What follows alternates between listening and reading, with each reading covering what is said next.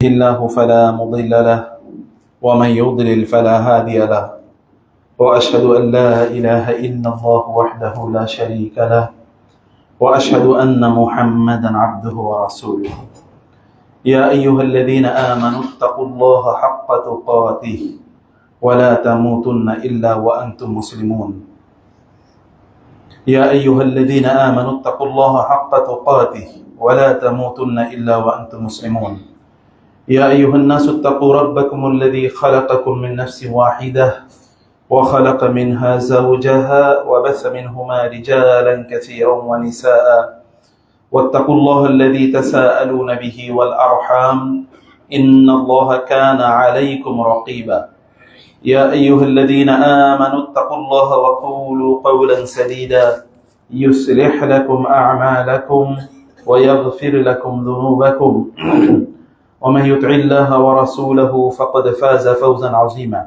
أما بعد فإن أصدق الحديث كتاب الله وخير الهدي هدي محمد صلى الله عليه وسلم وشر الأمور محدثاتها وكل محدثة بدعة وكل بدعة ضلالة وكل ضلالة في النار أما بعد فأعوذ بالله من الشيطان الرجيم بسم الله الرحمن الرحيم خذوا زينتكم عند كل مسجد وقال سبحانه وتعالى قل من حرم زينة الله التي أخرجته لعباده وقال النبي صلى الله عليه وسلم سلوا الله العافية وفي حديث آخر اسألوا الله اليقين والمعافاة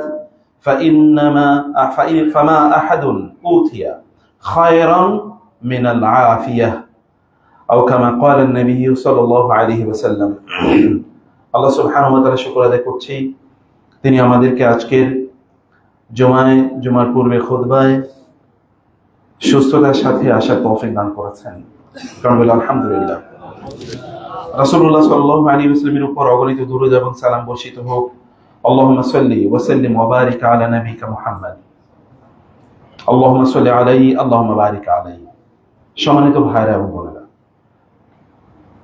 আমরা বলি যে স্বাস্থ্যই সম্পদ সুস্থতাই সবচেয়ে বড় নিয়ামত কিন্তু কথাটিকে আমরা বুঝে বলি কিনা অথবা যদি এটি নিয়ামতই হয় তাহলে সেই নিয়ামত আমরা কতটুকু সংরক্ষণ করছি বা এই নিয়ামতটাকে রক্ষা করার জন্য আমাদের কতটুকু আয়োজন আছে ঠিক আছে তাই না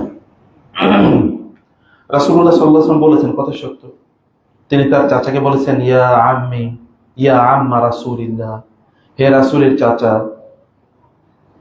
সালুল্লাহাল আফিয়া আল্লাহর কাছে আপনি সুস্থতা কামনা করুন এবং তিনিও আল্লাহর কাছে এই দোয়া করতেন আল্লাহুম্মা ইন্নী আসআলুকাল আফওয়া ওয়াল আফিয়াতা ওয়াল মুআফাতা ফিদ দুনিয়া ওয়াল আখিরাহ রাসূলুল্লাহ সাল্লাল্লাহু আলাইহি ওয়াসাল্লাম আল্লাহকে বলতেন হে আল্লাহ আমি তোমার কাছে চাই ক্ষমা এবং সুস্থতা আল আফওয়া ওয়াল আফিয়া একই কথা ওয়াল মুআফাত এবং তিনি সবাইকে লক্ষ্য করে বলেছেন যে তোমরা ইসআলুল্লাহ আল ইয়াকিন ওয়াল মুআফাতা তোমরা আল্লাহর কাছে দুটো জিনিস চাও একটা হলো ইয়াকিন এমন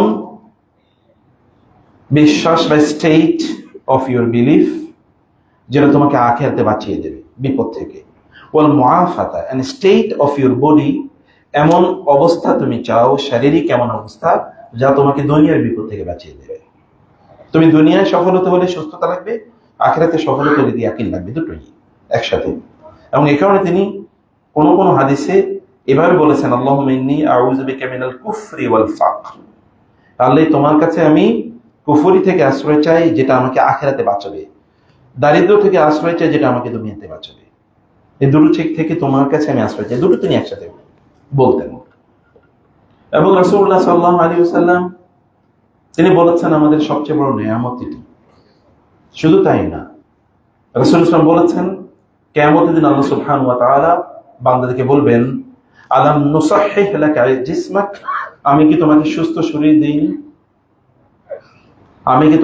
শরীর দেইনি এরপর সুম্মা লা তুসআলুন্না ইয়াওমাইযিন আনিন নাঈম এটা সবচেয়ে বড় নিয়ামত অতঃপর তোমরা কিয়ামতের দিন তোমাদের সকল নিয়ামত সম্পর্কে জিজ্ঞাসিত হবে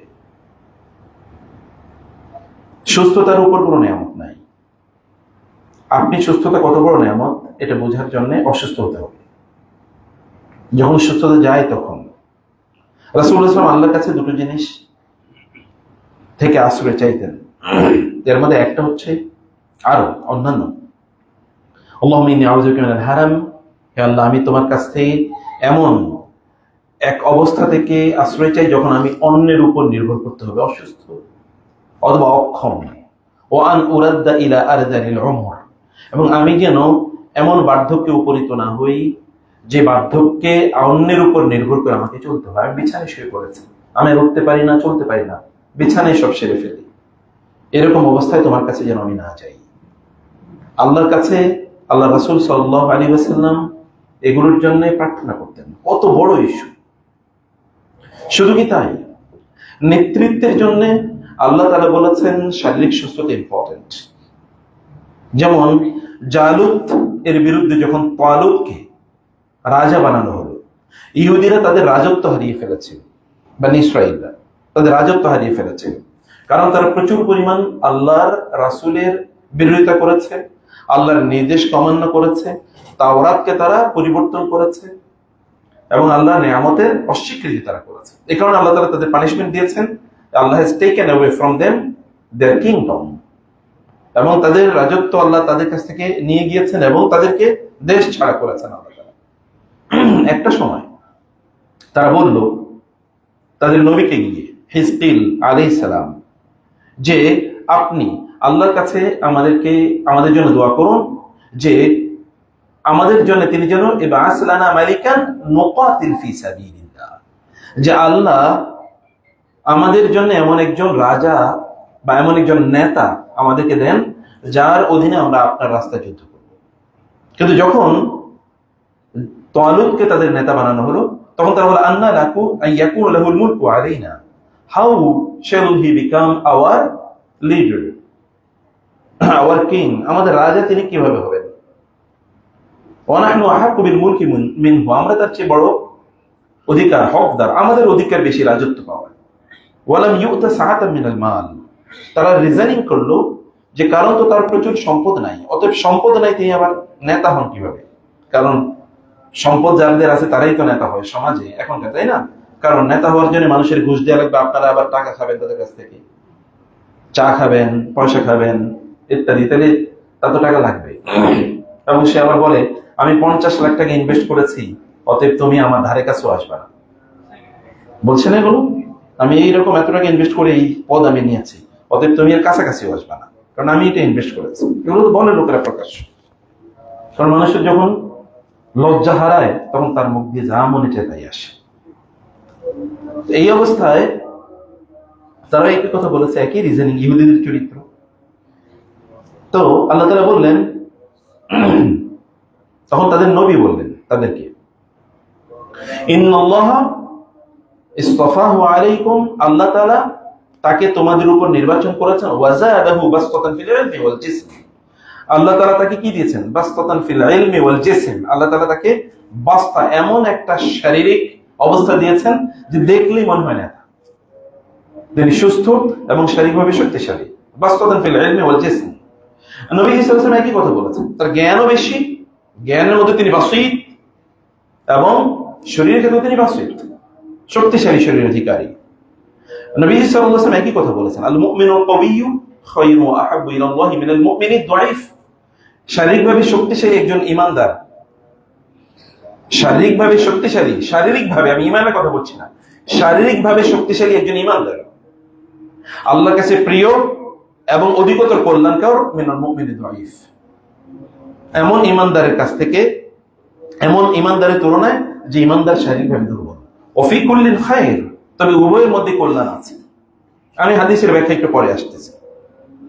উভয়ের মধ্যে কল্যাণ আছে, কিন্তু আপনাকে দেখতে হবে যে আপনি যদি কল্যাণ চান তাহলে আপনাকে শারীরিক সুস্থতা ইজ ভেরি ইম্পর্টেন্ট। আপনি যদি কোনো কাজ করতে চান তাইলে আপনাকে শারীরিক সুস্থতা লাগবে। অসুস্থ হয়ে যাতে আপনি নিজকেই আপনি টেনে নিতে পারবেন না, আপনি তো অন্যের উপর বোঝা, তাহলে আপনি কিভাবে বড় অ্যাকমপ্লিশমেন্টস, বড় অ্যাচিভমেন্টস, বড় অর্জন, উপার্জন ইত্যাদি আপনি কিভাবে যাবেন? এখানে সুস্থতা প্রচন্ড গুরুত্বপূর্ণ। আল্লাহ সুবহানাহু ওয়া তাআলা এটিকে আমাদের জন্য নিয়ামত হিসেবে দিয়েছেন। রাসূল তার অন্য আরেকটি হাদিসে এই কথা বলছেন, নিয়ামাতানি মাকবুলুন ফীহিমা কাসীরুম মিনান নাস, আস-সিহহাতু ওয়াল ফারাগ। দুটো নিয়ামত, অধিকাংশ লোকই এই দুটো নিয়ামতের ব্যাপারে উদাসীন এবং তারা প্রতারিত, মানে তারা প্রতারণার মধ্যে আছে, তাদের নিজেদেরকে তারা প্রতারণা করছে এই দুটো নিয়ামতের ব্যাপারে। এটা হচ্ছে আস-সিহহা, সুস্থতা, ওয়াল ফারাগ, অবসর সময়। সুস্থতা এর সময় আমরা আমাদের সুস্থতাকে কোনোভাবে মূল্যায়ন করি না, আবার আমাদের অবসর সময়গুলোকে আমরা কোনোভাবে মূল্যায়নে রাখি না। যখন সুস্থ তখন আমি যা মনে চাই তাই করে বেড়াই, যখন অসুস্থ হই তখন আমি হাই হুতাশ করি, হা এই কাজটি কেন করলাম না, এখন তো করতে পারছি না। যখন আমরা অবসর থাকি তখন আমরা কোনো কাজ করি না, তখন আমরা আনন্দ ফুর্তি, ঘুমে আড্ডা দিয়ে, ফেসবুকিং করে আমরা কাটিয়ে দিই। কিন্তু যখন আমরা অনেকগুলো কাজ চলে যায় তখন আর কাজগুলো করতে পারি না, কারণ সময় নেই আমাদের কাছে। এই দুটো নিয়ামত খুবই গুরুত্বপূর্ণ। সত্যি করতে আপনি কিন্তু রাজা হিসাবে এই পৃথিবীতে এসেছেন, কিন্তু আপনার এই রাজত্বকে আপনি ব্যবহার করতে পারছেন না। আল্লাহ আপনাকে একটা রাজত্ব দিয়েছেন। নবী সাল্লাল্লাহু আলাইহি ওয়াসাল্লাম বলেছেন, মান আসবাহা মিনকুম মুআফান ফি আমিনান ফি সিরবিহি মুআফান ফি জাসাদিহি, অথবা মুআফান ফি জাসাদিহি আমিনান ফি সিরবিহি ওয়া ইনদাহু কুতু ইয়াউমিহি ফাকান্নামা হুইয়িজাত লাহু দুনিয়া বিহাদাফিরিহা। তিনি বলেছেন তিনটি জিনিস। রাসূলুল্লাহ সাল্লাল্লাহু আলাইহি ওয়াসাল্লাম বলেছেন তিনটি জিনিস। মান আসবাহা মিনকুম, তোমাদের মধ্যে কেউ যদি সকালবেলা ঘুম থেকে যখন উঠে তখন তিনি কি, মুআফান ফি জাসাদিহি, শরীরের ক্ষেত্রে তিনি সুস্থ শারীরিকভাবে, আমিনান ফি সিরবিহি, is very much secure and safe in his society, তার সমাজে তিনি নিরাপদ, সমাজে কি তিনি নিরাপদ। ইনদাহু কুতু ইয়াউমিহি, and he does have the food of this day, আজকের খাবার তার কাছে আছে, মজুদ। ফাকান্নামা হুইজিজাত লাহু দুনিয়া, তাহলে তো গোটা পৃথিবীর মালিক আল্লাহ তাআলা তাকে বানিয়ে দিয়েছেন। কারণ আপনি সুস্থতা ছাড়া কোনো কাজ করতে পারবেন। আপনি 1000 কোটি টাকার মালিক কিন্তু অসুস্থ, করবেন কি? অথবা আপনি অনিরাপদ, আপনি ঘর থেকে বের হতে পারছেন না, করবেন কি আপনি? দরাবাল্লাহু মাসালান কারিয়া, আল্লাহ সুবহানাহু ওয়া তাআলা আমাদের জন্য উদাহরণ পেশ করেছেন। কারিয়াতান কানাত আমিনাতান মুতমাইন্নাতান তুতি উকুলাহা কুল্লা হিনিম বিইذن রাব্বিহা। আল্লাহ তাআলা বলেছেন, আল্লাহ তোমাদের জন্য মানে কি করেছেন, একটা জনপদ, একটা গ্রামের, একটা জনপদের উদাহরণ দিচ্ছেন। এটা ছিল আমিনাতান, it was very much safe, secured. মুতমাইন্নাতান, এটা ছিল সুস্থ, একটা সুস্থ সমাজ, হেলদি সোসাইটি, এবং এটা একটা নিরাপদ সমাজ। এরপরে ফাকাফারাত বিআনউমিল্লাহ, আল্লাহ তাআলা তাকে যে নিয়ামত দিয়েছেন এই নিয়ামত তারপরে সে অস্বীকার করেছে বা এই নিয়ামতের কুফরি করেছে। ফাআযাকাহুল্লাহু লিবাসাল জুই ওয়াল খাউফ, এরপরে আল্লাহ সুবহানাহু ওয়া তাআলা তার উপর দারিদ্র্য চাপিয়ে দিয়েছেন। আপনার সুস্থতাকে যদি আপনি কাজে না লাগান, আল্লাহ আপনার উপর দারিদ্র্য চাপিয়ে দেবেন। যেমন এটি সমাজের কথা, একটা গ্রামের কথা, একটা জনপদের কথা আল্লাহ বলেছেন, মক্কার কথা উদাহরণ দিতে আল্লাহ তাআলা বলেছেন। কারণ it was a healthy society, but when they disbelieved in Allah, disobeyed the messenger of Allah, যখন তারা আল্লাহর অবাধ্য হয়েছে, রাসূলের অবাধ্য হয়েছে এবং তার রাসূলের বিরুদ্ধে শত্রুতা করেছে, আল্লাহ তাদের উপর অবাধ্যতার কারণে আল্লাহ তাআলা তাদের উপরই দারিদ্র্য চাপিয়ে দিয়েছেন।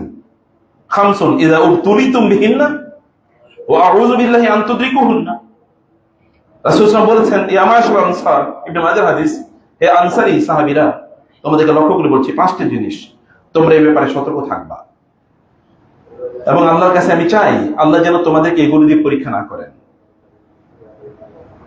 এগুলো দিয়ে যেন আল্লাহ তাআলা তোমাদেরকে পরীক্ষা না করেন। এর মধ্যে রাসূল সাল্লাল্লাহু আলাইহি ওয়াসাল্লাম বললেন, যখন কোন জনপদে বা কোনো মানুষের মাঝে যখন ব্যভিচার প্রকাশ্যভাবে ছড়িয়ে পড়ে, যদি ব্যভিচার প্রকাশ্যভাবে ছড়িয়ে পড়ে, তখন ওই জনপদে এমন কিছু রোগ দেখা দেয় যে রোগগুলোর নাম কেউ আগে কোনোদিন শুনে নাই, এবং আল্লাহ তাআলা তাদের উপর এমন দারিদ্র্য চাপিয়ে দেন, তখন তাদের বিদ্যুৎ থাকবে না, তাদের খাদ্যদ্রব্যের দাম বেড়ে যাবে, এবং তখন তাদের ইন্ডাস্ট্রিগুলো চলবে না, তাদের ইকোনমি কোলাপস করবে, সেখানে তখন রাহাজানি, মারামারি, চাঁদাবাজি ইত্যাদি বাড়বে। এগুলো সব তখন হবে। কারণটা কি? কারণ ওই যে প্রকাশ্যে জেনা, ব্যভিচার, অশ্লীলতা ইত্যাদি যখন চলে, রাসূলুল্লাহ সাল্লাল্লাহু আলাইহি ওয়াসাল্লাম বলেছেন, এবং এটা প্রত্যেকটা সমাজের উচিত। সব জায়গায় আপনি এইদিকে তাকালে ওইদিকে তাকালে চলবেন, এভরিওয়্যার দ্য সেম সিনারিও, একই সিনারিও। প্রিয় ভাই, সমানিত ভাঙা, তাই আমি যে কথা বলছি আপনাদেরকে, যে দৃষ্টিটা আমি আপনাদের আনতে চাই, তার মনে রাখতে হবে যে আপনার যে শরীরটা, এটা হচ্ছে আপনার গাড়ি। গাড়িটা যদি নষ্ট হয় তাহলে আপনি চলতে পারবেন না, কতক্ষণ পরে গিয়ে আপনাকে ডিস্টার্ব করবে। আপনার শরীরটা তো আপনার ভেহিকল, ট্রান্সপোর্ট, এটার উপর ভিত্তি করে আপনাকে চলতে হবে। এটা যদি দুর্বল হয়ে যায় তাহলে আপনি চলবেন কিভাবে? এটা টেক কেয়ার তো আপনাই করতে হবে। আপনার যদি ট্রান্সপোর্টের আপনি যদি কেয়ার না করেন, আপনার গাড়ির যদি আপনি যত্ন না নেন, তাহলে এটা আপনাকে ভোগাবেই। তা আপনার গাড়ি তো আপনার শরীর। আমরা বলি দেহ ঘড়ি, আপনার ঘড়িতে যদি ব্যাটারি না থাকে তাহলে কেমনে চলবে সে ব্যাটারি? ঘড়ি, এই ঘড়ি তো আপনাকে প্রপার টাইমিং দেবে না, এটাকে আপনার প্রপার কাজ দেবে না। তাহলে আপনার যে দেহ ঘড়ি, আপনার যে শরীর মেশিন, বডি মেশিন, সেই বডি মেশিনকে অয়েল দিতে হবে এবং তার যত্ন নিতে হবে, টেক কেয়ার করতে হবে। যদি সেটা কোনো মানুষ না করে, তাইলে আপনি কিভাবে সেটা থেকে কল্যাণ কামনা করেন, এটা আপনার জন্য কাজ করবে, এটা আপনি কিভাবে মনে করছেন? প্রিয় ভাইরা, বলা হয় good health and good sense are the two most important properties of human life. একজন মানুষের জীবনে সবচেয়ে গুরুত্বপূর্ণ দুটো সম্পদ হলো, একটা হচ্ছে গুড হেলথ, সুস্বাস্থ্য, গুড সেন্স, গুড আন্ডারস্ট্যান্ডিং, ভালো করে কোনো কিছু বোঝার সক্ষমতা, দক্ষতা, এতটুকু বোঝার। এতে ইউনিভার্সিটিতে পড়ার প্রয়োজন নাই, কোনো কিছু বোঝার জন্য ইউনিভার্সিটিতে পড়ার প্রয়োজন নাই। রিজিক অর্জনের জন্য, ভালো ইনকাম করার জন্য কোনো বিশ্ববিদ্যালয়ে, নামি দামি বিশ্ববিদ্যালয়ে পড়ার প্রয়োজন নাই। এই কারণে আমাদের কবিরা বলেছেন, যদি পড়াশোনাই জ্ঞানই, কথিত জ্ঞান, এই বই পুস্তকের পড়াশোনাই যদি মানুষের সম্পদ উপার্জনের একমাত্র কারণ হতো, তাহলে যে সকল গরু ছাগল এগুলো খায়া বাঁচে, ওদেরকে কে খাওয়ায় দেয়? তাহলে ওরা রিজিক পাইতো কোত্থেকে? গরু, ছাগল, পাখি, প্রাণী, মাছ অথবা যে কীট পতঙ্গ, এগুলোকে খাবার কে দেয়? এগুলো কি কোনো ওইরকম কোনো বিশ্ববিদ্যালয়ে পড়ছে নাকি? না, ওদের রিজিকের কোনোদিন অভাব হয়েছে? হয়নি। রিজিক এর ক্রাইটেরিয়া ডিফারেন্ট, এটা কোনো ইউনিভার্সিটি সাবজেক্ট ম্যাটার না। আমরা পড়াশোনা করি নিজেদেরকে পরিশোধিত করার জন্য, কিন্তু আমাদের এখনকার পড়াশোনার অবজেক্টিভটা ডিফারেন্ট হয়ে গেছে। যে আমি পড়াশোনা করে কি করব? পড়াশোনা করে যে গাড়ি বাড়ি চড়ে এসে, এটা একটা মিথ্যা প্রবচন। এটা গাড়ি বাড়ি চড়ানি শোনা, এটা মানুষকে মানুষ বানানোর কথা ছিল। এবং এই কারণে পড়াশোনা করতে ওরা দেখে যে পড়াশোনা করে তো গাড়ি বাড়ি করা যায় না, অতএব ওই অবস্থায় যত মাস্তানি করে গাড়ি বাড়ির মালিক হওয়া যায়। এবং কেন ওখানে আর পড়াশোনা নাই, আর সেখানে পড়াশোনার ইস্যু দাঁড়ায় না। প্রিয় ভাইরা, মানুষ তাদের সবচেয়ে গুরুত্বপূর্ণ যে নিয়ামত, সেটাকে মানুষ সত্যিকার অর্থে তারা নেগলেক্ট করে। এবং এই কারণে ইংরেজি প্রবাদে এটা বলা হয়, he who doesn't health doesn't have any hope.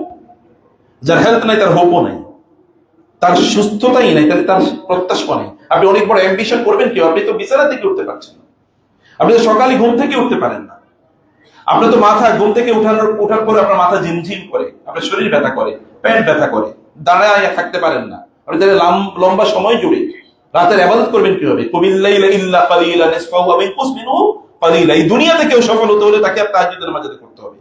যদি আখিরাতে সফল হতে হয় তাহলে তাকে কি? তাহাজ্জুদের সালাত আদায় করতে হবে, অথবা তাহাজ্জুদের সময় উঠতেই হবে। ওমিনাল লাইলি ফাতাহাজ্জাদ বিহি নাফিলাতাল লাক আসা আন ইয়াবআসাকা রাব্বুকা মাকামান মাহমুদা। আল্লাহ তাআলা বলেছেন, তুমি যদি মাকামে মাহমুদ, সম্মানিত জায়গায়, পজিশনে যেতে চাও, তাহলে তোমাকে আর্লি উঠতে হবে। অন্যরা যখন ঘুমিয়ে আছে তখন তোমাকে উঠতে হবে। তুমি সমাজে অন্যরকম হতে চাও, তাহলে অন্যদের থেকে আলাদা হতে হবে। আপনি সমাজে 1 কোটির মধ্যে একজন হতে চান, তাহলে 1 কোটি লোক সকালে তারা ঘুমিয়ে থাকে, আপনাকে যখন লোকেরা ঘুমিয়ে আছে তখন আপনাকে জেগে থাকতে হবে।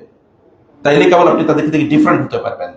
ডিফারেন্স, ডিস্টিংশন, এটা আপনার অ্যাকশনের উপর নির্ভর করে, আপনার পলিসির উপর নির্ভর করে। আপনি কি করছেন? আপনি সিমিলার কাজ করে তো সিমিলারই হবেন, বুঝেননি কথা? আপনি অন্যদের মতো কাজ করে তো আপনি তাদের মতোই হবেন। আপনি যদি তাদের চেয়ে ডিফারেন্ট হতে চান, তাহলে তাদের চেয়ে ডিফারেন্ট কাজ করতে হবে, যেমন আল্লাহ রাসূল বলেছেন। যেমন আল্লাহ তাআলা বলেছেন, ইয়া আইয়ুহাল মুযাম্মিল কুমিল লাইলা ইল্লা কালিলা নিসফাহু আও ইনকুস মিনহু কালিলা আও জিদ আলাইহি ওয়ারাত্তিলিল কুরআনা তারতিলা ইন্না সানুলকি আলাইকা কাওলান সাকিলা ইন্না নাশিয়াতাল লাইলি হিয়া আশাদ্দু ওয়াতআও ওয়া আকামু কিলা ইন্না লাকা ফিন নাহারি সাবহান তাবিলা ওয়াজকুর ইসমা রাব্বিকা ওয়া তাবাত্তাল ইলাইহি তাবতীলা। সব কিছু বাদ দিয়ে দাঁড়ায় যান আপনি আল্লাহর সামনে, কারণ সব বাদ দিয়ে আপনাকে সবার আগে এগিয়ে যেতে হবে। ওয়ামাহিলহুম কালিলা, ওদেরকে আপনি উপেক্ষা করুন, ওদের মতো করে আপনি হয়ে না, don't become like them, you are not like them. আপনি যদি তাদের চেয়ে অনেক বেশি এগিয়ে যেতে চান, তাহলে আপনাকে তাদের চেয়ে ডিফারেন্ট লাইফস্টাইল মেনটেন করতে হবে। সম্মানিত ভাইরা, সম্মানিত বোনেরা, এই কারণে আমরা যেটা বলছি যে আমাদের প্রকৃত সম্পদ হচ্ছে মূলত আমাদের সুস্থতা। এর চেয়ে উত্তম কোনো সম্পদ নাই, এটাই সর্বশ্রেষ্ঠ সম্পদ। এই সম্পদের উপর ভিত্তি করে আপনি অন্য সম্পদ জেনারেট করবেন, কিন্তু if you lose this property then you will not be in a position to generate other properties. If you lose this wealth, then there is no wealth left for you, for your use. আপনি যদি এই সম্পত্তি হারিয়ে ফেলেন, তাহলে আপনার আর ব্যবহার করার মতো আর কোনো সম্পদ থাকবে না। বাঙালি চরিত্র হলো, বাঙালি তখনই বুঝে যখন যায়, বলে নাকি দাঁত থাকলে দাঁতের মর্যাদা বুঝে, এটা না বাঙালির জন্য বেশি প্রযোজ্য।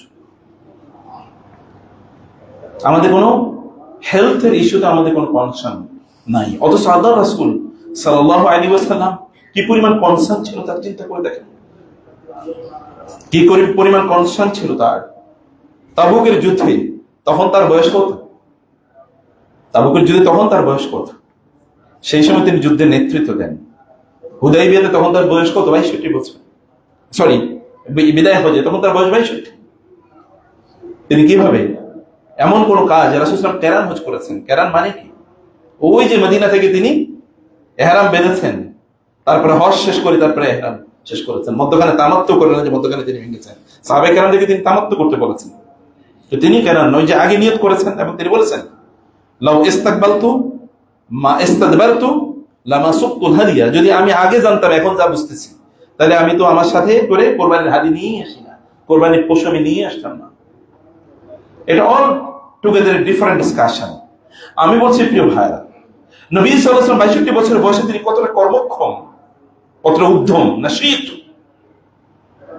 তিনি প্রচন্ড ভাবে উদ্যমী, শক্তিশালী।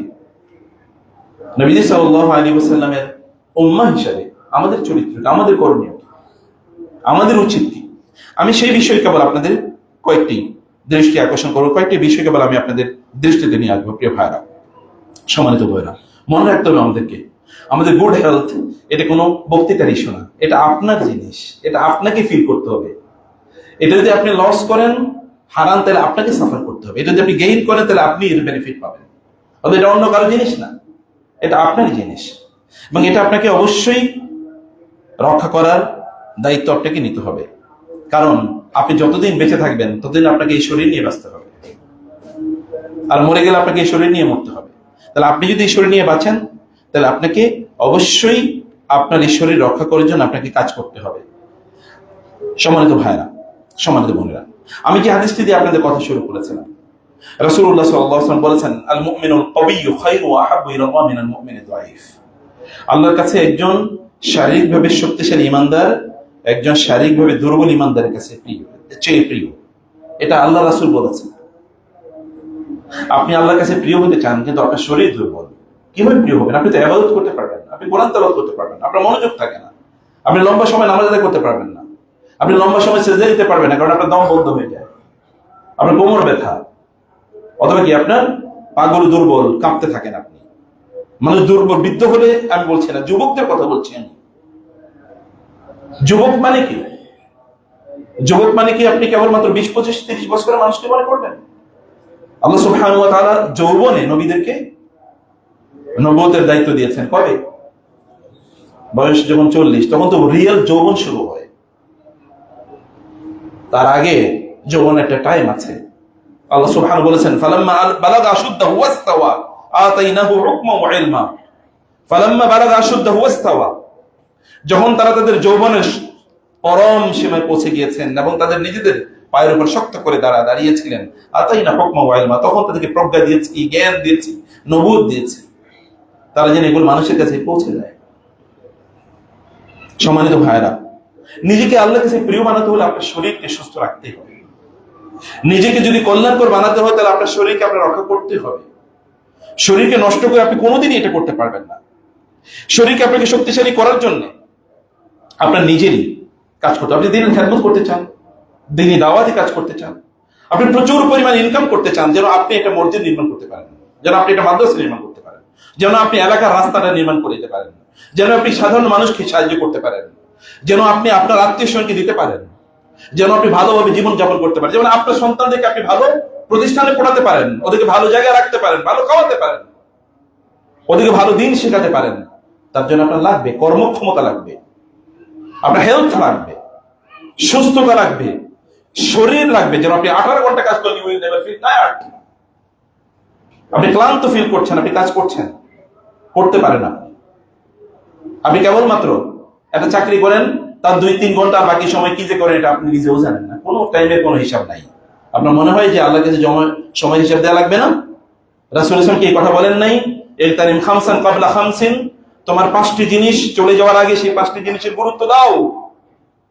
ওয়াসিহহাতাকা ক্বাবলা সুকমিক, এর মধ্যে আল্লাহ রাসূল স্পষ্ট করে বলেছেন তোমার অসুস্থতা আসার আগে তোমার সুস্থতাকে, তোমার সুস্থ শরীরকে। এটা তো নেয়ামত, ইগতানিম, এটা গনিমত।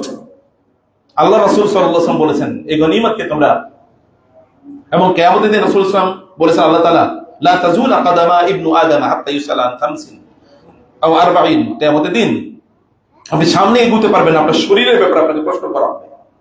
আপনি শরীরটা কি করেছেন বলেন। রাসূলুল্লাহ সাল্লাল্লাহু আলাইহি ওয়াসাল্লাম কি এই কথা বলেন নাই? কোন একজন ব্যক্তি তার নিজকে যদি আত্মহত্যা করে উহুদের যুদ্ধে, একজনের ব্যাপারে সাহাবায়ে কেরাম বললেন উনি যেই ভাবে যুদ্ধ করছেন উনি আমাদের মধ্যে সেরা সেরা মুজাহিদ। রাসূল বললেন আলা ইন্নাহু ফিন-নার, সে জাহান্নামী। এই কথা যখন বলেছেন সাহাবায়ে কেরাম অবাক হয়ে গেলেন যে রাসূলের কথা কি বললেন। সাহাবায়ে কেরাম অবাক হয়ে গেলেন। একজন বললেন রাসূল যেহেতু বলছে নিশ্চয়ই কিছু একটা ঘটনা আছে। তিনি বলেন আমি তার পেছনে পেছনে ছুটলাম, সে যেই দিকে যায় আমি তার পেছনে পেছনে ছুটি, দেখলাম বীর বিক্রমী যুদ্ধ করছে, বীর বিক্রমী যুদ্ধ করছে। হঠাৎ করে সে কি হলো? আহত হলো। আহত হয়ে যাওয়ার পর রক্তক্ষরণ শুরু হয়েছে। এটা সে সহ্য করতে পারলো না, তারা তলোয়ারটা মাটির সাথে এভাবে গেঁথে দিয়ে তলোয়ারের উপর ঝাঁপ দিয়ে লোকটা আত্মহত্যা করেছে। আমি দৌড়ে এসে বললাম আশহাদু আন্নাকা রাসূলুল্লাহ, আশহাদু আন্নাকা রাসূলুল্লাহ, আশহাদু আন্নাকা রাসূলুল্লাহ। আমি সাক্ষ্য দিচ্ছি আপনি আল্লাহর রাসূল, আমি সাক্ষ্য দিচ্ছি আমি আপনার রাসূল, আল্লাহ আপনি আল্লাহর রাসূল, আমি সাক্ষ্য দিচ্ছি আপনি আল্লাহর রাসূল। সাহাবায়ে কেরাম বলে কি হয়েছে? আমরা সে সাক্ষ্য দিচ্ছি। রাসূল বলে কি হয়েছে বলো? বলে ইয়া রাসূল, যে আপনি ওই লোকটার ব্যাপারে বলেছেন, লোকটা সত্যি আত্মহত্যা করেছে। আপনি বলার পরে আমি তার পেছনে ছুটছি, আপনি বলার পরে আমি তার পেছনে ছুটেছি। ওদের যুদ্ধে রাসূলুল্লাহ সাল্লাল্লাহু আলাইহি ওয়াসাল্লাম, ওদের যুদ্ধে তো জাবির ইবনে আব্দুল্লাহ রাদিয়াল্লাহু তাআলা আনহু, তার বাবা মারা যায়, তার 9 বোনকে রেখে, লম্বা ফ্যামিলি, এরা সব ইয়াতীম। জাবির ছোট ছেলে কি করবে? তার বাবা আবার অনেক ঋণ করেছে ইহুদিদের কাছ থেকে। ইহুদিরা এসে জাবিরের কাছে বললেন, জাবির তখন রাসূলের কাছে যে আমাদের ঋণ পরিশোধ করো। রাসূল বললেন একটু সময় দাও। বলে না, সময় দেব না, আপনি অবশ্যই দিতে হবে, আপনি দেবেন, আপনি তো তাদের দায়িত্বশীল। রাসূল জাবিরকে বললেন জাবির যাও, তোমার বাগানে যাও, বাগানে গিয়ে খেজুরগুলো পাড়ো। তাকে তো তখন তো বার্টারিং সিস্টেম, খেজুরের মাধ্যমে পরিশোধ করতে হবে। খেজুরগুলো পাড়ো, খেজুরগুলো পেড়ে তুমি ভালো খেজুরগুলো যেগুলো এগুলো আজোয়া, এগুলো তুমি আলাদা রাখবা, অন্যান্য যে সকল সাধারণ খেজুর এগুলো আলাদা রাখবা। আমি আসার আগে তুমি কিন্তু টাচ করবে না, খেজুর পেড়ে শুধুমাত্র স্তূপ করে রাখবা। ওমর রাদিয়াল্লাহু তাআলা ওইখানে দাঁড়ান। ওমর রাদিয়াল্লাহু বলেন আল্লাহ রাসূল যখন বলছে যে আমি আসার আগে টাচ করবে না, আমি ভাবছি, আমি বিশ্বাস করছি যে কিছু একটা ঘটবে আজকে কিছু একটা ঘটবে। এ কারণে আবু বকর সেখানে ছিলেন। জাবের চলে গেলেন। চলে যাওয়ার পর জাবের সেগুলো রাসূল সাল্লাল্লাহু আলাইহি ওয়াসাল্লাম সহ জাবের গেলেন। রাসূল সাল্লাল্লাহু আলাইহি ওয়াসাল্লাম জাবেরকে বললেন তুমি দাঁড়াও। তিনি আগে খেজুর গাছগুলো চারিদিকে এরকম একটা চক্কর দিলেন।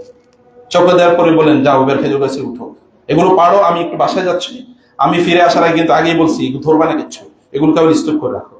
ওমর বলেন আমি বুঝছি কিছু একটা ঘটবে আজকে। খেজুর পাড়া শেষ, রাসূলকে জানানো হলো। রাসূল সাল্লাল্লাহু আলাইহি ওয়াসাল্লাম সেখানে আসলেন। আসার পরে তিনি বলেন তোমার পাওনাদার থেকে ডাকো। পাওনাদাররা আসে। আশরাফ রাসূল সাল্লাল্লাহু আলাইহি বললেন থামো, আসো তোমরা, তোমাদের কে পাবা বলো। এরা বলছে। রাসূল সাল্লাল্লাহু আলাইহি ওয়াসাল্লাম ওই খেজুরের উপর বসলেন।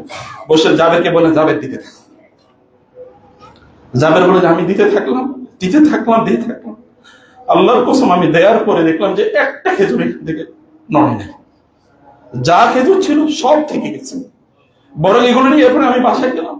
বাসায় গিয়ে দেখলাম সেখানে প্রায় 40-50 মণ খেজুর হয়েছে। এত পরিমাণ খেজুর হয়েছে, কোত্থেকে এত খেজুর আসবে কিছুই বুঝি না।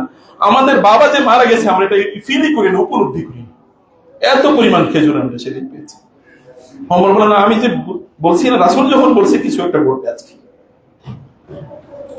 নবী সাল্লাল্লাহু আলাইহি ওয়াসাল্লাম যখন কোনো কথা বলেন তখন তোর মধ্যে এরকম বরকত থাকে। এটা কেবল ফিজিক্যাল বরকতের কথা বলছি, স্পিরিচুয়াল বারাকা নাই। তিনি যখন আপনাকে বলেন যে তুমি এটা করো, তুমি সবার আগে ঘুম থেকে উঠো, আপনি রাতের বেলা আপনি 4টায় ঘুম থেকে উঠতে পারবেন, আপনি সুস্থ থাকবেন কিভাবে? How do you expect it? কিভাবে আপনি প্রত্যাশা করেন?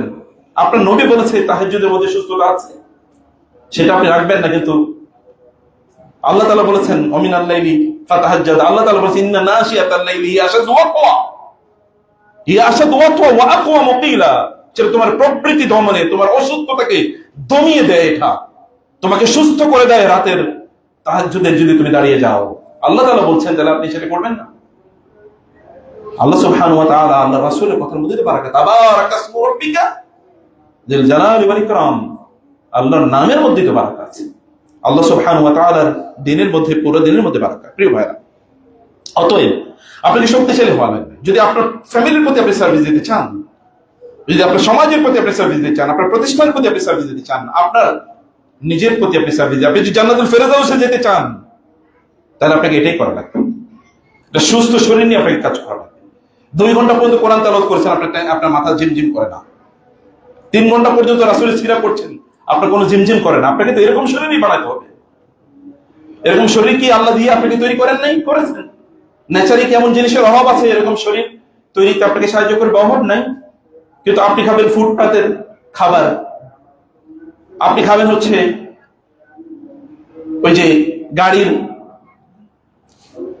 যেই মানে পেট্রোল, এগুলো যখন একেবারে কালো হয়ে গেছে, সেগুলো যখন আপনাকে জিলাপি বানাবে রাস্তায়, ওগুলো আপনি মজা করে খাবেন।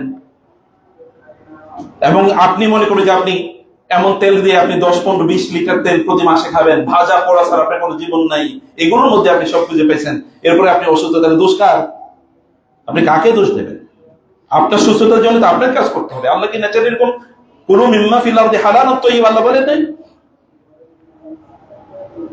ওয়াকুলু মিম্মা আখরাজনা লাকুম মিনাল আরদি, জমিন থেকে তোমাদের জন্য যা উৎপাদন করছি তা খাও। আল্লাহ বলছেন আমি তোমার জন্য জমি থেকে উৎপাদন করেছি। জমিনের বাদ দিয়ে আপনি ফ্যাক্টরি জিনিস খাবেন, মেশিন যেগুলো উৎপাদন করছে, আপনাকে কি আল্লাহ মেশিন দিয়ে বানিয়েছে? আপনাকে প্রকৃতি বানায় নাই? আল্লাহ রাসূলের সুন্নাহ সিস্টেমটা কি সেটা তো আমাদেরকে জানতে হবে। প্রিয় ভাইরা, সম্মানিত বোনেরা, রাসূলুল্লাহ সাল্লাল্লাহু আলাইহি ওয়াসাল্লাম, আপনি যুদ্ধের ময়দানে আপনি যুদ্ধ করবেন, শয়তানের বিরুদ্ধে যুদ্ধ করবেন। রাসূলুল্লাহ সাল্লাল্লাহু আলাইহি ওয়াসাল্লাম এর মধ্যে তার স্ত্রী রাসূল সাল্লাল্লাহু আলাইহি ওয়াসাল্লামের সাথে বিভিন্ন ইস্যু নিয়ে আলাপ আলোচনা করছিল। তাদের কণ্ঠটা একটু উঁচু। রাসূলুল্লাহ সাল্লাল্লাহু আলাইহি ওয়াসাল্লাম তাদের সাথে কথা বলছেন, তাকে বোঝানোর চেষ্টা করছেন, কিন্তু তারা বুঝে না। মহিলা মানুষ, প্রত্যেক নারীদের চরিত্র একই রকম এই সকল ক্ষেত্রে। তো রাসূলুল্লাহ সাল্লাল্লাহু আলাইহি ওয়াসাল্লামের উপর আওয়াজ তাদের বেড়ে যাচ্ছে। যদি উম্মাহাতুল মুমিনিন না হতো তাহলে তাদের ইবাদত সব নষ্ট হয়ে যেত। লা তারফাউ আসওয়াতাকুম ফাওকা সাওতিন, স্ত্রীদের আওয়াজ একটু উঁচু হতে পারে, সমস্যা নেই স্বামীদের উপরে। রাসূলেরও হয়েছে। এর মধ্যে ওমরের দরজা এসে ঠকঠক করেছে। ঠকঠক করে করার পর এরপরে তার স্ত্রীরা সবাই এতক্ষণ রাসূলের সাথে জোরে জোরে কথা বলতেছিল, যখনই ওমর এসেছে তখন সবাই এখান থেকে পালিয়ে চলে গেছে ভিতরে। এবং ওমরের সে ভিতরে গেছেন, যাওয়ার পরে রাসূলুল্লাহ আসতেছেন, একবার স্ত্রীর দিকে তাকিয়ে আরেকবার ওমরের দিকে তাকিয়ে, কি ব্যাপার? বলে আপনি আসার পরে এতক্ষণ আমার সাথে এরকম জোরে জোরে কথা বলতেছিল, আর আপনি আসার পরে সব পালাইছে। তখন তার স্ত্রীর ভিতর থেকে বলতেছে, ইয়া রাসূলুল্লাহ, ওমর আপনার চেয়ে একটু কঠিন, এই কারণে আমরা তারে ভয় পাই।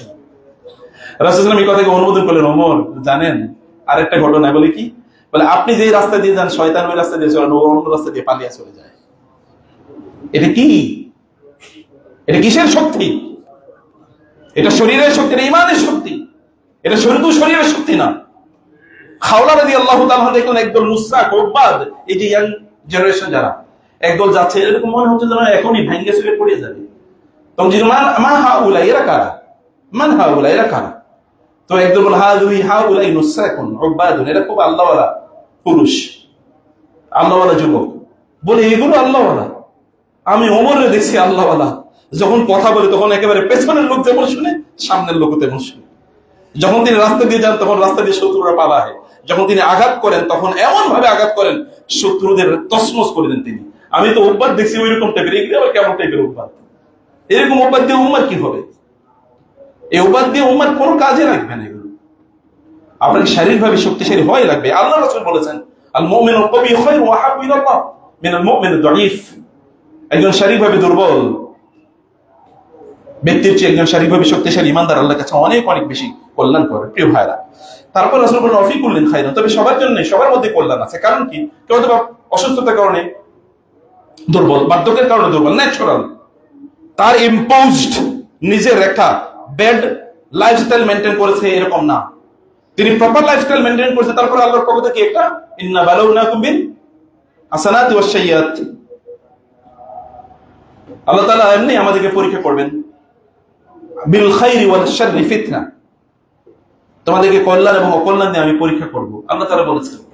তো সেটা পরীক্ষা আল্লাহ তাআলা করতে পারেন। সে পরীক্ষায় একজন পড়ে সেটা হতে পারে, কিন্তু আপনি যদি পরীক্ষায় না পড়ে এমনিতে নিজকে আপনি অসুস্থ করে রাখেন বিভিন্ন জিনিসের মাধ্যমে, তাহলে এই জবাবদিহিতা আপনাকে আল্লাহ সুবহানাহু ওয়া তাআলা এর কাছে করতে হবে।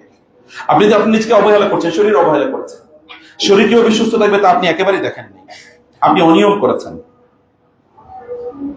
কোন নিয়মের মধ্যে নাই। বলেন তো এখন মানুষ কয়জন নিয়ম মেনে চলে? কখন আপনার ঘুমাইতে যাওয়া দরকার, কখন ঘুম থেকে ওঠা দরকার, কখন খাওয়া দরকার? বলেন, অধিকাংশ লোকই তো আপনারা খেতে যায় কখন? ঘুমের আগে। আপনি তো জানেন ঘুমের আগে খেয়ে ঘুমানো নিষিদ্ধ, হাদিসে এসছে। খেয়ে তোমরা ঘুমিয়ে পড়ো না, লা তাকুলু লা তানামু আলাল আকালাত লা তানামু আলা তুআম, তোমরা খায়া তারপরে ঘুমিয়ে পড়ো না, খাবার উপর ঘুমিয়ে পড়ো না। 1500 বছর আগে বলে গিয়েছে রাসূলুল্লাহ সাল্লাল্লাহু আলাইহি ওয়াসাল্লাম। আর এখন বিজ্ঞান আমাদেরকে বলে কি? After suffer walk a mile, রাতের খাবারের পর তুমি 1 মাইল হাঁটো।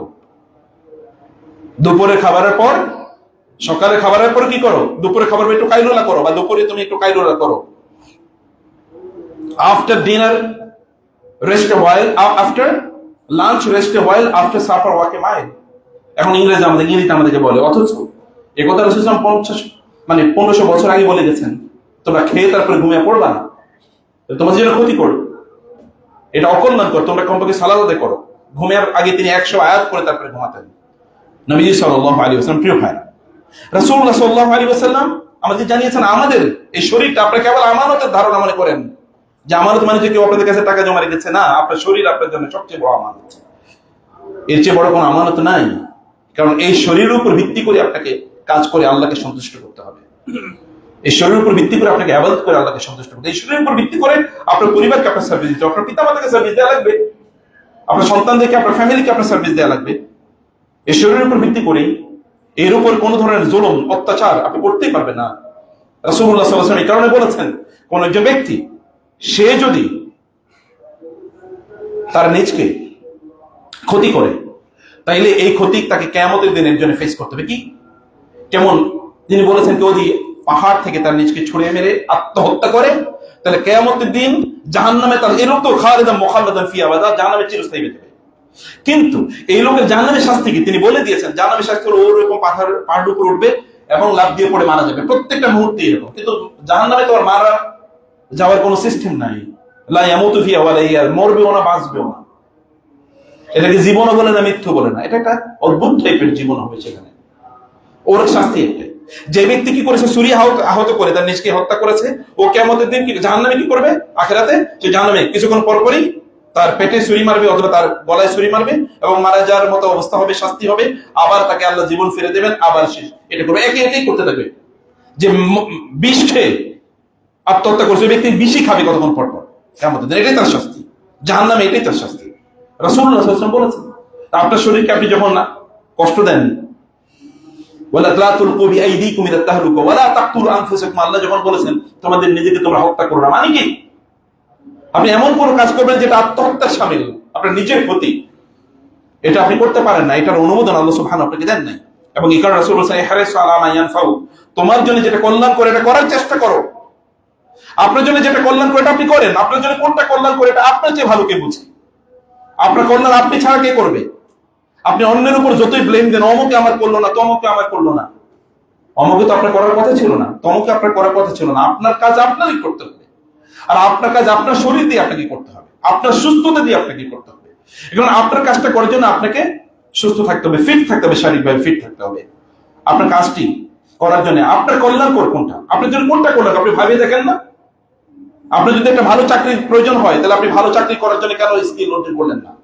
কেন আপনি জুয়ার আসরে, অর্থাৎ এই যে সোশ্যাল মিডিয়ার জুয়ার আসরে বসে থাকেন? আপনি মনে করেন আপনি ফেসবুক দেখতেছেন না, আপনি ফেসবুক ব্যবহার করেন, ও আপনারে ব্যবহার করে, ও ব্যবহার করে কোটি কোটি টাকা, হাজার কোটি না, শত কোটি না, লক্ষ কোটি টাকার মালিক হয়ে যাচ্ছে।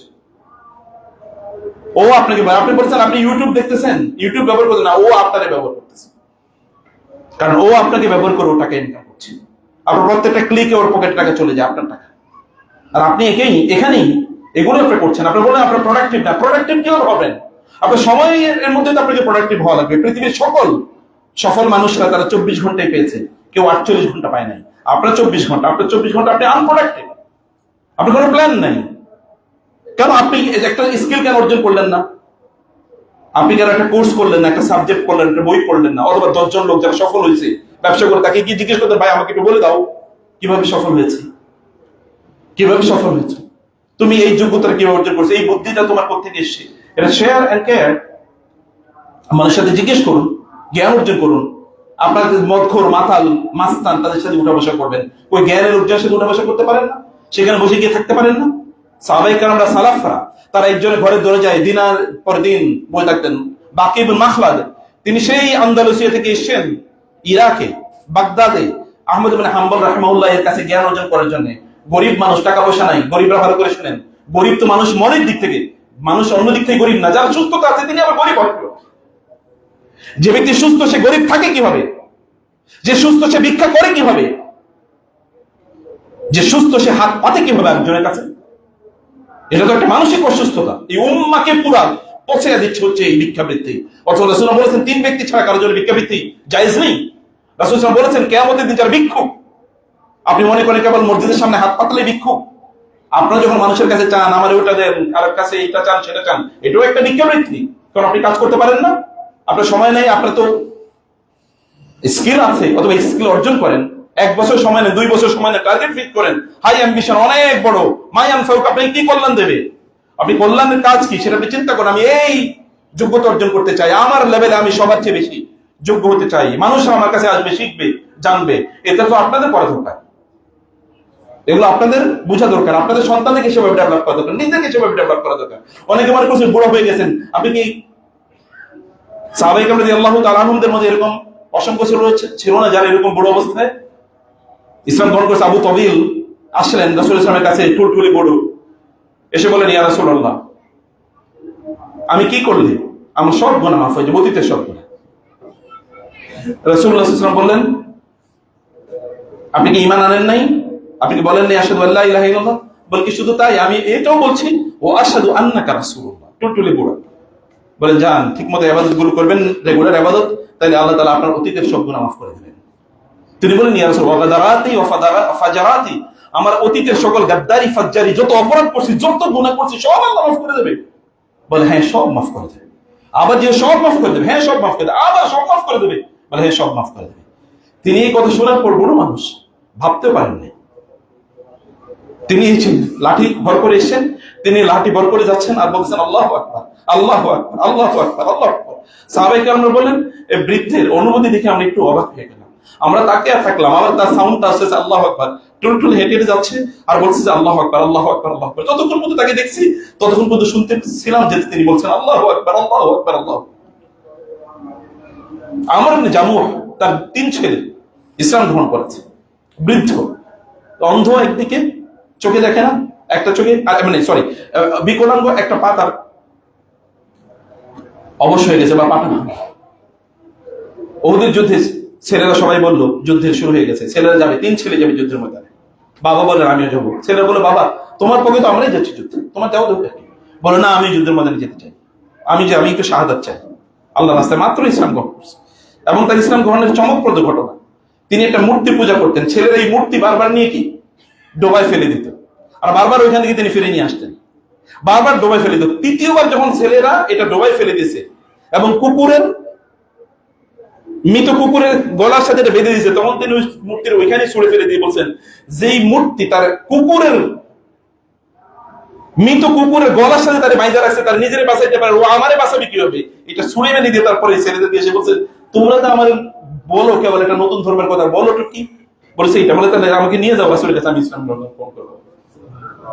ছেলেরা টেকনিক দিয়ে বাবাকে কিচ্ছু বলেনি, কারণ বাপ যদি আবার কষ্ট পায়, এই কারণে এই কাম করছে। কারণ আরবদের প্রত্যেকের এদের পার্সোনাল গড় থাকতো, এখন হিন্দুদের গড়ও দেখবেন নিজস্ব, এই জাতির এটা, এই জাতির এটা। তিনি আসলেন, ছেলেরা যেতে দিচ্ছেন, তিনি আসেন রাসূলের কাছে, ইয়া রাসূলুল্লাহ, আমার ছেলেরা আমাকে যুদ্ধে যেতে দিতে চায় না, ওয়ানা আতামান্না শাহাদা, আমি আল্লাহর রাস্তায় শাহাদাত কামনা করি।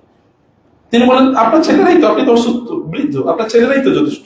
বলেন, না ইয়া রাসূলুল্লাহ, আমি একটু জান্নাতের, আমি শাহাদাতের মর্যাদাটা চাই ইয়া রাসূল। রাসূল বলেন, ঠিক আছে, ছেলেদেরকে ডাকেন। ডাকা হোক। বলে যে, তোমার বাবাকে তোমার বাধা দিচ্ছ কেন? উনি তো শাহাদাতের মর্যাদাটা চায়, এবং আমি আশা করি, দোয়া করি আল্লাহ তাআলা তাকে শাহাদাতের মর্যাদা দেয়। রাসূল বলে ফেলছে। ছেলেরা এবার তো আর বাধা দিতে পারে না। তিনি যুদ্ধের ময়দানে গেলেন, যুদ্ধের ময়দানে তার লাশটা পাওয়া গেল শাহাদাত।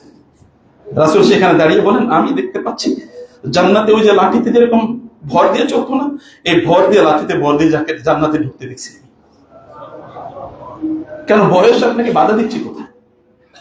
আপনি যেটা করলেন সেটা আপনি কেন করবেন না? আপনার যতটুকু সামর্থ্য ততটুকু আপনি করেন। আপনার জন্য যেটা করলেন সেটা আপনি করেন, কোনটাকে আপনি ইয়ে করবেন না। প্রিয় ভাই, আপনার আরো পদোন্নতি দরকার, আপনি পদোন্নতির জন্য কাজ করেন।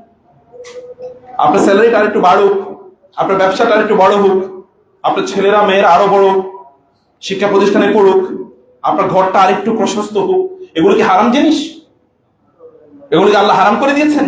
না, আল্লাহ তাআলা বলেছেন তো তোমরা খাও, পান করো, এগুলো তোমাদের জন্য আমি তৈরি করেছি। কুলু মিম্মা ফিল আরদি হালালান তাইয়্যিবা। এবং আল্লাহ তাআলা বলেছেন, আমি তোমাদেরকে নিয়ামত দিয়েছি, নিয়ামত প্রকাশ্য এবং নিয়ামাহু যাহিরাতুন ওয়া বাতিনা, প্রকাশ্য এবং গোপন। তিনি তোমাদের জন্য তৈরি করেছেন মা ফিস সামাওয়াতি ওয়া মা ফিল আরদি, আসমানে জমিনে যা আছে সব তোমাদের জন্য তিনি বানাইছেন। এগুলো সব কিছুর মালিক আপনারা।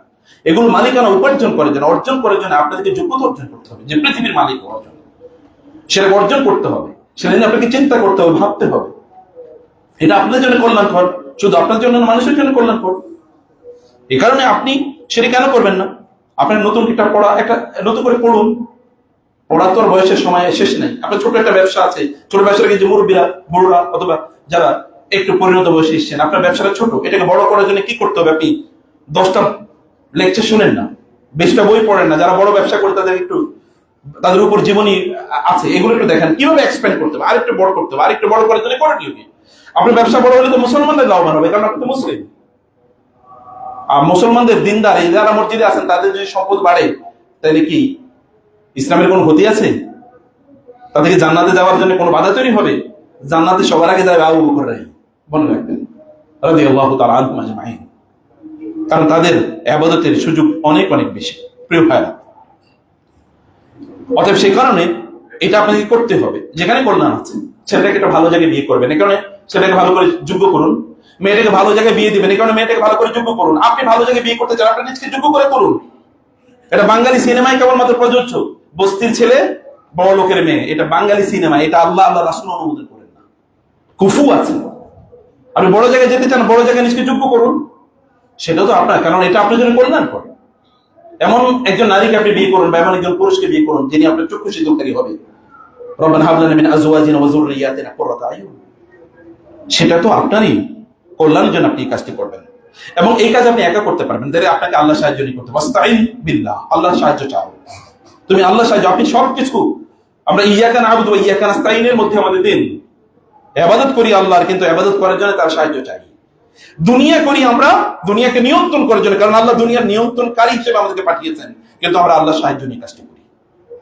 আমরা আমাদের পেশি শক্তির উপর নির্ভর করি না, তাইলে আমরা কারুনের মতো হয়ে যাব। আমাদের কারণ দরকার নেই, আমাদের দরকার আবু বকর রাদিয়াল্লাহু তাআলা আনহু। আমাদের কারণ দরকার নেই, হামান দরকার নেই, আমাদের দরকার ওমর, বুঝেন নাই, রাদিয়াল্লাহু তাআলা আনহু। হামান দরকার ওই হামান না, কিন্তু ওমরের মতো হামান দরকার। কারণ দরকার, কিন্তু আবু বকরের মতো কারণ দরকার। প্রচুর পরিমাণ সম্পদ, কিন্তু এগুলো মানুষের কল্যাণে ব্যয় করেছে, দিনের জন্য ব্যয় করেছে, নিজের জন্য ব্যয় করেছে। আপনি ভালো খেলে আপনার গতি কি? আপনি ভালো খেলে তো আপনি সুস্থ থাকবেন, আপনি কাজ আরো বেশি করতে পারবেন। আল্লাহ তাআলা বলেছেন তিনি তোমাদেরকে জমিনের ইস্তেমার, এই জমিন আবাদ করার দায়িত্ব তিনি তোমাদেরকে দিয়েছেন। এবং প্রিয় ভাইরা, রাসূল সাল্লাল্লাহু আলাইহি ওয়াসাল্লাম কথা বলেছেন এরপর, ওয়ালা তাজাস, প্রিয় ভাইরা অক্ষম হবেন না, প্লিজ অক্ষমতা দেখায়েন না, আমি এটা পারি না। অনেক লোক ভাই আমি এটা পারি না, আমার করণীয় কি? আপনি পারবেন না কেন? এই যে ইয়াংরা বলেন না আমি এটা পারি না, কেন পারবেন না বলেন? আপনি 2 বছর এই কাজটা করে দেখেছেন পারেন না কিনা? আপনি 1 বছর টাইমটাকে ডেডিকেট করে বলেছেন কিনা যে আমি এটা পারি না?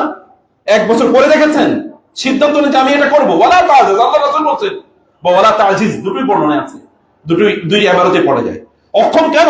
আল্লাহুম্মা ইন্নী আউযু বিকা মিনাল আজজি ওয়াল কাসল। আল্লাহ তাআলার কাছে রাসূল সাল্লাল্লাহু আলাইহি ওয়াসাল্লাম দোয়া করতেন, 4টি জিনিস থেকে আশ্রয় চাইতেন। আল্লাহুম্মা ইন্নী আউযু বিকা মিনাল হাম্মি ওয়াল হাযান ওয়া মিনাল আজজি ওয়াল কাসল ওয়াল বুখলি ওয়াল জুবন ওয়া আউযু বিকা মিন গালাবাতিদ দাইন ওয়া কাহরি রিজাল। 4টা পেয়ার অফ থিংস, 4টা পেয়ার, মোট 8টা জিনিস থেকে আশ্রয় চাইতেন। একটা হচ্ছে আল আজজি ওয়াল কাসল। আল আজ মানে অক্ষমতা, ইনক্যাপাসিটি, ইনএবিলিটি। এই কাজটা করার জন্য আপনার যোগ্যতা নাই, অযোগ্যতা। অযোগ্যতা একটা বড় অপরাধ, এটা আল্লাহর নেয়ামতের প্রতি একটা অকৃতজ্ঞতা, এটা নিজের উপর একটা জুলুম। কেন আপনি অকৃতজ্ঞ? আপনি অযোগ্য হলেন, আপনার যোগ্যতা কেন আপনি ডেভেলপ করলেন না? অন্যরা যোগ্য, তারাও তো এই সময়ের মধ্যেই, আপনার মধ্যে তাদের চোখ আছে, তাদের ব্রেন আছে। আপনি বলেছেন আমি কম বুঝি, কে বলেছে? আপনি কোনোদিন বোঝার চেষ্টা করেছেন? আপনি একটা জিনিস কেন 50 বার শুনলেন না? এই যে লাইট দেখেছেন না, যে ব্যক্তি লাইট আবিষ্কার করছে, থমাস এডিসন বলা হয়, ও তো 1000 জিনিস এর উপর টেস্ট করার পর তারপরে এটা আবিষ্কার করছে। 1000। ওরা পুরো পৃথিবী নিয়ন্ত্রণ করে এমনি। কিন্তু আপনারা যোগ্যতা অর্জন করবেন না, যোগ্যতা অর্জন না করে আপনারা তারপরে ঘুরতে থাকবেন। এই যে পোলাপাইন গুলো দেখেন আমাদের ইয়াং জেনারেশন, সারাদিন আড্ডাবাজি করে, অথচ ও যদি 10 ঘন্টা 12 ঘন্টা পড়তো, 6 মাসের মধ্যে ওর প্যারালাল আসার মতো লোক পৃথিবীতে খুঁজে পাওয়া যেত না। কারণ ওর তো অ্যাডিশনাল একটা নেয়ামত আছে, তা হচ্ছে আল্লাহর, তার পক্ষে, আল্লাহ তার পক্ষে। সে যদি দৌড়ে যায়, সে যদি হেঁটে যায়, তাহলে আল্লাহ তার দিকে এগিয়ে আসে দৌড়ে। সে তো এরকম ব্যক্তি, সে তো এরকম একটা সম্ভাবনাময়। মুসলিম যুবকরা, মুসলিম যুবতীরা এরকম সম্ভাবনাময়। অথবা আপনি কেন অক্ষম হবেন? আমার দ্বারা এটা হবে না, আমি এটা করতে পারি না, আমার এই যোগ্যতা নাই, এগুলো বলা আল্লাহ সুবহানাহু ওয়া তাআলার প্রতি অকৃতজ্ঞতা, বরং নেয়ামতের ব্যাপক পরিমাণ অকৃতজ্ঞতা, কুফরি। আপনি বলেন, স্বপ্ন দেখেন অনেক বড় যে আমি এটা হতে চাই, এটা করার জন্য এরপর আপনি দৌড়াতে থাকেন, কাজ করতে থাকেন, আল্লাহর কাছে চান এবং আপনি আপনার চেষ্টা চালান, চালাই দেখেন। আমি এগেইন বলছি যে 6 মাস ওই একটা জিনিসের মধ্যেই কনসেন্ট্রেশন যেটাকে বলে, দেখবেন একদম ওই যে যেটাকে মানে বিজ্ঞানের ইয়েতে ব্যবহার করা হয়, যদি আপনি আতশ কাঁচ যদি কোনো কিছুর উপর রাখেন, তাহলে কি হবে? সূর্যের আলোটা কনসেন্ট্রেট করে রাখলে ওই যেটার উপর পড়বে ওই জিনিসটা পড়ে যাবে। কারণ কি? সূর্যের আলোতে তখনও ছিল, কিন্তু এটা কনসেন্ট্রেট করে দেয় আলোকে। মানুষের পাওয়ারটা এরকম, সে যদি কোনো কিছুর উপর কনসেন্ট্রেশন করে, তাহলে ওই জিনিসটা জ্বালিয়ে পড়ে দেওয়ার মতো ক্ষমতা আল্লাহ তাকে দিয়েছে। কিন্তু এটা কনসেন্ট্রেশন দিতে হবে। আপনি সব অন্য জায়গা থেকে ফোকাসড হন, ডিফোকাসড হবেন না। ফোকাস না, আমি এটাই করব, এটা করেই দেখেন কোথায় গিয়ে দাঁড়ায় আপনার যোগ্যতা। আল্লাহ তাআলা ওই ক্ষমতা দিয়ে আপনাকে পাঠিয়েছেন। যোগ্যতা দিয়ে সবার জন্য প্রয়োজন, বুড়োদের জন্য প্রয়োজন। আপনি বলেন যে আমি চেষ্টা করব, চেষ্টা করেই দেখেন। অন্য কাজ থেকে, অন্য জিনিস থেকে আপনি নিজকে আপনি দূরে রাখেন। কোথায় আপনার সময়গুলো যায় সেগুলোকে ট্যাকল দেন, ব্লক করে দেন, যে আমি এই কাজগুলো, এগুলো আমার সময় নষ্ট করছি, এটা আপনি করবেন না। এবং রাসূল বলেছেন ওয়ালা আল কাসল, আল্লাহর কাছে রাসূল সাল্লাল্লাহু আলাইহি ওয়াসাল্লাম আশ্রয় চাইতেন। আলস্য থেকে, অলসতা মুনাফিকদের কাজ। কোন মুসলমান অলস হতে পারে না। আপনার নবী গোটা জীবনে একবার তিনি হাই তোলেন নাই। মুসলমান হিসেবে আপনার এটা করতে লজ্জা লাগে না? তার গোটা জীবনে তিনি একবার হাই তোলেন না। তিনি বলেছেন হাই আসো শয়তানের পক্ষ থেকে। তাহলে শয়তানের তো বন্ধু আমরা নিজেরাই হয়ে যাচ্ছে। আপনি গিয়ে দেখেন যারা পৃথিবী চালে, ওরা হাই কোনোদিন তোলে কিনা? কারণ ওর শরীরটা ফিট, ও হাই তোলার কারণেই নাই। কারণ হাই যখন তোলে তখন মানুষের শরীরের সেল, প্রোডাক্টিভ সেলগুলো ধ্বংস হয়ে যায়, মরে যায়। সেটা করা, এটা তো আপনাদের কাজ না প্রিয় ভাইরা, এটা আপনাদের জন্য কোনোটাই কাজ না। কোনো কিছুই আল্লাহ তাআলা আমাদের জন্য সহজ করে, কঠিন করে দেন নাই। ওয়া কুল্লুন মুয়াসসারুল লিমা খুলিকা লাহু, রাসূল সাল্লাল্লাহু আলাইহি ওয়াসাল্লাম বলেছেন, তোমাকে আল্লাহ যেই জন্য সৃষ্টি করেছেন ওটা তোমার জন্য আল্লাহ সহজ করে দেবেনই। আপনার ছেলেটা ইউনিভার্সিটিতে ভালো পড়াশোনা করছে না, কারণ ওকে মেকানিক্যাল ইঞ্জিনিয়ার বানান, একটা বড় গ্যারেজের মালিক হোক, সমস্যাটা কি? সমস্যাটা কি? আপনাদেরকে কে শিখাইছে যে এই কাজ এরকম, ওই কাজ ওরকম? যারা গাড়ি বানায় ওরা তো ওই গ্যারেজ থেকে তৈরি হয়েছে। আমি এমনও বাংলাদেশে এমন অনেক গ্যারেজের মালিকদের নাম জানি, মালিকদের কথা জানি, যারা হাজার কোটি টাকার মালিক। আপনি গিয়ে তার কাছে ভিক্ষা করা লাগবে। এমন মনে করেন আমি গ্যারেজে ইয়ে করবো, কেন? সমস্যাটা কি? ওকে বিজনেস শেখান, ওইটা যদি না পারে তাহলে অন্য কিছু, এটা করতে পারে অন্যটা করুক, কিন্তু সময় যেন অন্যায় ভাবে নষ্ট না করে, সেটাকে যেন কাজে লাগিয়ে দেয় প্রিয় ভাইরা। অতএব এটাকে আমি পারি না, অতএব চোখ মানে হাত বন্ধ করে বসে থাকবে, কোনোদিনই হবে না। তুমি কোনটা পারো সেটা বলো, তুমি যেটা পারবা সেটাই করতে হবে। কিন্তু করতে হবে। চয়েস করেন, একটা চয়েস করে ওইদিকে লাগিয়ে দেন, ওই দিকে কনসেন্ট্রেট করেন। একটা জায়গায় দক্ষ, মাস্টার অফ মানে Jack of everything master of নান হয়ে কোনো লাভ নাই। সব কিছু জানে, কিচ্ছুই ভালো জানে না। যেটা জানে এটা স্পেশালাইজেশনের যোগ। আল্লাহ আমাদেরকে স্পেশালাইজ করে বানাইছে। স্পেশালাইজেশন আপনার নাই কি? অন্যদের যা আছে আপনার তা আছে, গোটা শরীরে সব কিছু আপনার আছে। তাহলে এগুলোকে আপনাকে অবশ্যই কাজে লাগাতে হবে। কোন অবস্থায় অন্যের উপর দোষ দেখো না, আমার ওই স্কুলে, ওই কলেজে, ও অমকে তমকের কারণে পারলাম না, অমকে এটা করেছে, এগুলো সব শয়তানের ধোঁকা। রাসূল বলেছে তোমরা লাউ বলো না, ফালা তাকুল্লাহু লাউ আন্নী ফাআলতু কাযা ওয়া কাযা কানা কাযা ওয়া কাযা, আমি ওইটা করতাম, ওইটা করতাম, এইটা হইতো, ওইটা হইতো। লাউ শয়তানের দরজা খুলে দেয়। যদি কি আবার ওইটা করি না এখন এটা করব, ওইটা হয় না এখন এটা করব, ওইটা পরীক্ষা করে দেখছি সেটা আমার কাজে লাগে না এখন এটা করব। অনেকে বলে অনেক চেষ্টা করে দেখছি ভালো ব্যবসা করতে পারি না। কি সমস্যা? আপনি 10টা করেছেন, এখন 21তমটা করেন।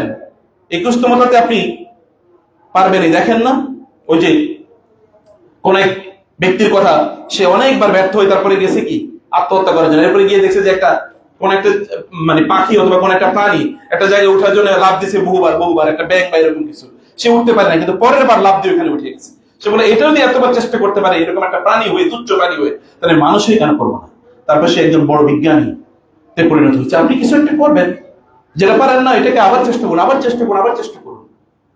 লাইসা লিল ইনসানি ইল্লা মা সা, চেষ্টা করলে আল্লাহ দেবেন, আল্লাহই তো ওয়াদা দিয়েছেন। তাহলে আপনি চেষ্টাকে কোনোভাবেই ইয়ে করে রাখা যাবে না প্রিয় ভাইরা। অতএব আমাদেরকে কোনোভাবেই আমাদের নিজেদের ক্ষতি করা যাবে না প্রিয় ভাইরা, সম্মানিত বোনেরা। শরীরকে নষ্ট করা এটা কোনো মুমিনের কাজ না, কোন মুমিনের চরিত্র এটা হতে পারে না। কারণ আপনাদের শরীরকে আপনাদের অবশ্যই ঠিক রাখতে হবে। এই জন্য খাবার এগেইন বলছি, ফুড হ্যাবিট, কি খাচ্ছেন? আল্লাহর কসম জাঙ্ককে নিষিদ্ধ করে দেন, ফ্যাক্টরি ফুডকে নিষিদ্ধ করে দেন। কোন ফ্যাক্টরি ফুড চলবে না। এমনকি ওমর রাদিয়াল্লাহু তাআলা বেশি বেশি মাংস কিন্তু নিষেধ করেছেন।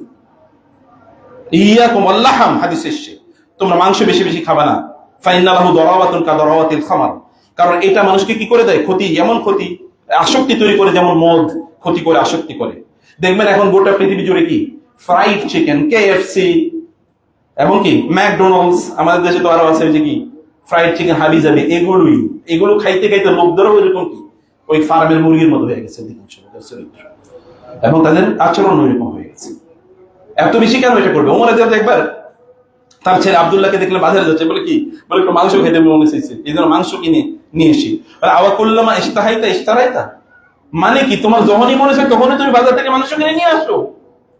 তুমি কি বলো এটা? তারপরে মাংস ফেলে দিচ্ছে, না চলবে না। সবসময় এটা না, কারণ আল্লাহ তাআলা প্রকৃতির বিভিন্ন জিনিস দিয়েছেন। আপনার সিজনাল ফ্রুটস কেন খাবেন না?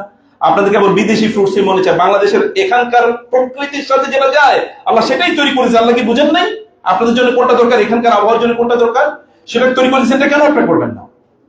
আপনারা এগুলোকে কনজিউম করেন, এগুলোকে নেন। খাবার 10 বার খাওয়ার আগে না 8 বার 12 বার খায়, এটা তো একটা জাহান্নামী মানুষের চরিত্র।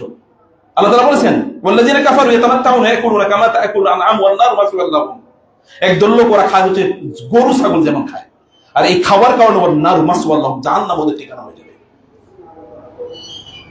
এটা তো আপনার চরিত্র না। আমাদের দেখতে হবে যে আমি কোনটা খেতে পারি, আমার চরিত্রের সাথে কোনটা যায়।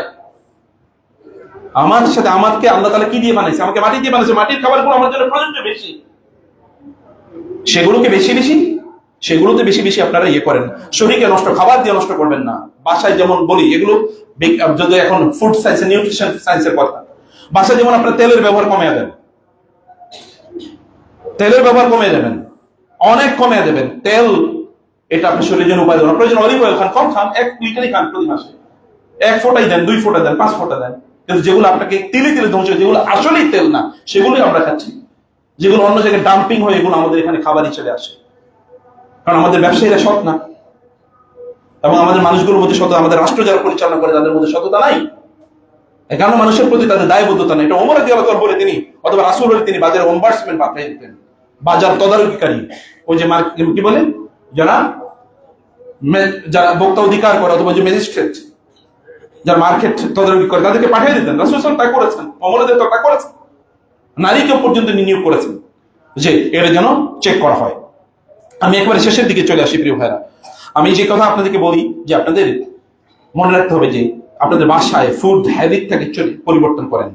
আপনাদের বাসায় লাইফস্টাইলটাকে পরিবর্তন, কখন তারা ঘুমাতে যাবে, কখন তারা ঘুম থেকে উঠবে, এটাকে স্ট্রিক্টলি মেনটেন করেন। এবং এটা কেবলমাত্র স্বামী মেনটেন করতে পারবে না, এটা স্বামী এবং স্ত্রী উভয় মিলে মেনটেন করতে হবে। কেবল স্ত্রী করতে পারবে না, স্বামী এবং স্ত্রী মিলে মেনটেন করতে হবে। আপনাদের আশপাশের লোকেরা আপনাদেরকে বিভিন্ন ভাবে ফুসলায় থাকবে, আপনাকে বিভিন্ন ভাবে অন্য কিছুতে এঙ্গেজ করে দেওয়ার চেষ্টা করবেন। আপনার তো ভীষণ আছে। আপনি একটা মা, আপনি গরু ছাগলের মা হচ্ছেন, আপনার বাবা, আপনি গরু ছাগলের বাবা হবেন। আপনি কেন মানুষের মতো আচরণ কেন করবেন না? আল্লাহ রাসূল সাল্লাল্লাহু আলাইহি ওয়াসাল্লাম যেমন করেছেন সেটা কেন করবেন না? আমাদেরকে অবশ্যই কোরআনের মূলনীতি, যেটা আল্লাহ তাআলা আমাদেরকে বলেছেন, যেটা আমাদের জন্য তাইয়্যিব। তাইয়্যিব মানে কি? মিম্মা ফিল আরদি হালালান তাইয়্যিব। কেবল হালাল খেলে চলবে না, আল্লাহ হালাল ওয়া তাইয়্যিব বলেন না, হালাল তাইয়্যিব মানে হালাল এবং তাইয়্যিব এটা আলাদা করার কোনো সুযোগ নাই। যেটা হালাল সেটা তাইয়্যিব হতেই হবে। তাইয়্যিব মানে যেটা আপনার শরীরের সাথে যায়। বুঝেননি কথা? তাইয়্যিব মানে এটা শরীরের সাথে, হালালান ওয়া তাইয়্যিবান বলেন নাই, ওয়া দেন নাই আল্লাহ তাআলা। যদি ওয়া দেন তাহলে আপনি বলতে পারতেন ও যদি তাইয়্যিব না হয় তাহলে হালাল তো তাদের চলবে। হালাল হলেই চলবে না। ডায়াবেটিক্স রোগী, আপনি তাকে মিষ্টি খাওয়াতে দিতে পারবেন, এটা তার জন্য তাইয়্যিব না। ব্লাড প্রেশার তার হাই, এই ব্যক্তিকে আপনি লাল রেড মিট আপনি খেতে দিতে পারবেন না, কারণ এটা তার জন্য ক্ষতি করে, এটা তার জন্য তাইয়্যিব না। এটাই আল্লাহ বলেছেন 1500 বছর আগের কোরআন এখন মনে হচ্ছে যেন এখনকার জন্য প্রযোজ্য। এটা দেখতে হবে। নিউট্রিশন সায়েন্টিস্টের কাছে যাওয়ার দরকার নেই, আপনি নিজেই তো আল্লাহ কোরআন, আল্লাহ রাসূলের সুন্নাহই তো আমাদের জন্য সর্বশ্রেষ্ঠ নিউট্রিশন। প্রিয় ভাইরা, পবিত্র পবিত্র থাকতে হবে, ঘরটাকে ঝকঝকে তকতকে রাখবেন। যদি আপনি ভালো থাকতে চান, সুস্থ থাকতে চান, ঘরটাকে ঝকঝকে তকতকে, যেন আপনার ঘরে প্রয়োজন আপনার যদি বলা হয় ফ্লোরে যদি খাবার পড়ে তাহলে সেটা আপনি করে খেতে পারবেন। কোন মুসলমানের ঘরে কি অপবিত্র থাকতে পারে, অপরিচ্ছন্ন থাকতে পারে? এটা কিভাবে সম্ভব? যদি এটা হয় তাহলে বুঝতে হবে যে তার ঈমানের মধ্যে কোন ত্রুটি আছে, তার দ্বীনদারির মধ্যে ত্রুটি আছে। এগেইন বলে যাচ্ছি, right it in golden letter. যদি এমন হয় যে আপনার ঘরটাও গোছালো, সব এলোমেলো পড়ে আছে, তাহলে বুঝবেন যে এটা আপনার দ্বীনদারির মধ্যে প্রবলেম আছে। আল্লাহ রাসূল সাল্লাল্লাহু আলাইহি ওয়াসাল্লামের কাছে এক লোক আসলো, তার অনেক টাকা পয়সা। রাসূল বলেন, এই তোমার না অনেক টাকা পয়সা আছে জানি? বলে, হ্যাঁ আছে। তো বলে, তো তুমি এরকম ফকিরের বেশি আসছো কেন? আল্লাহ তাআলা যদি কাউকে নিয়ামত দেন তাহলে তার শরীরে ওই নিয়ামতের আসর তিনি দেখতে চান। ভালো জামা কাপড় পরবা, ভালো খাবা, টাকা পয়সা আছে, ব্যাংকে রেখে দিয়েছেন, করবেন কি? টাকা পয়সা কি আল্লাহ ব্যাংকে রাখার জন্য দিয়েছে? আপনার সন্তানের জন্য ইনকাম করার সুযোগ আল্লাহ দিয়েছেন, আর ওদেরকে ডিপ্রাইভ করে আপনি ব্যাংকে রেখে দিয়েছেন। এটা জুলুম। ব্যক্তি নিজের উপর জুলুম করছে, তার পরিবারের উপর জুলুম করছে। অথচ তিনি যে আজকে এটা ব্যয় করতেন, কালকের খাবারটা আল্লাহ তাআলা আসমান থেকে তার জন্য নাযিল করে দিত। যেমনি ভাবে পাখিগুলো কোনোদিন খাবার ব্যাংকে নিয়ে রাখে নাই, কারণ ওরা আল্লাহর উপর লাউ কুনতুম তাওয়াক্কালতুম আলাল্লাহি হাক্কা তাওয়াক্কুল, তোমরা যদি আল্লাহর উপর তাওয়াক্কুল করতে পারো যথাযথ, তাহলে পাখিদেরকে যেমনি ভাবে খাওয়ায়, প্রাণীদেরকে যেমনি ভাবে খাওয়ায়, আল্লাহ তোমাদেরকে এরকম ভাবে খাওয়াতেন। বুঝেন নাই কথা? ব্যাংক কেন? ব্যাংক কি মুসলমানদের আবিষ্কার ছিল? আপনার তো সম্পদ অন্য জায়গায় ইনভেস্ট করার কথা ছিল, আপনারা কেন এখানে ফালায় রাখলেন? বহুত ফকির আছে, তাদের ব্যাংকে লক্ষ লক্ষ টাকা, ও ফকিরিও করে, ভিক্ষা করে, আবার ব্যাংকে টাকাও ফালায় রাখছে। ওটা এক জাতীয় ভিক্ষুক, আপনার আরেক জাতীয় ভিক্ষুক। ব্যাংকে টাকা কেন আপনি ওটা রাখবেন?